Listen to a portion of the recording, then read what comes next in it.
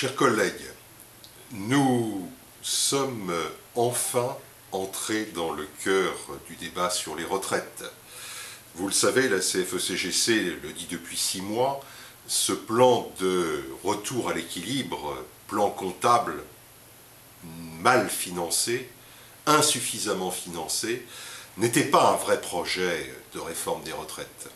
La mobilisation qui s'exerce depuis début septembre permet enfin, y compris à des parlementaires de la majorité, de s'exprimer sur les vrais sujets de société qui sont devant nous, les choix que notre pays va avoir à accomplir pour déterminer de quelle protection sociale nous voulons disposer et comment nous la finançons.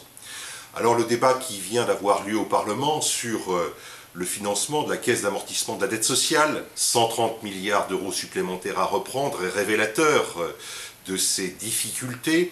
Mais nous constatons que nous avons déjà, par exemple, obtenu dans ce débat au Parlement le retrait de l'article 1 bis introduit à l'Assemblée nationale qui disait qu'en 2014, nous allions faire une réforme systémique pour tendre vers un régime unique par points en compte notionnel.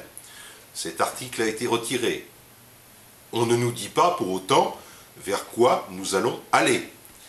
Nous constatons que nous avons obtenu la prise en compte des années d'études pour les jeunes, mais encore une fois sous la forme d'une vague promesse. En 2011, on devrait avoir un rapport pour regarder concrètement comment on va faire.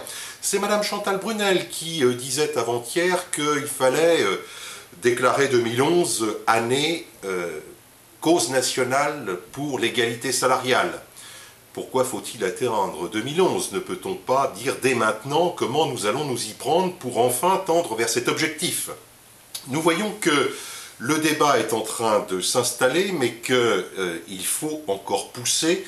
Nous avons assisté hier au Sénat à une pantalonnade, l'article 4 rejeté, c'est comme un lapsus, c'est révélateur. Certains sénateurs votent dans un certain sens. C'est précisément cet article 4 qui traite de l'allongement des annuités que nous ne voulons pas particulièrement à la CFE-CGC. Nous voyons donc que tout cela est en train de se poursuivre. Il y a 33 articles dans le projet de loi, nous en sommes à l'article 8. Il faut donc que nous continuions à nous mobiliser, et c'est pour ça que nous serons une nouvelle fois dans la rue demain samedi 16 octobre, mais également mardi, pour continuer la pression sur le gouvernement et les parlementaires, pour qu'enfin ce débat progresse au service de l'ensemble de nos concitoyens. Je compte sur vous et je vous en remercie.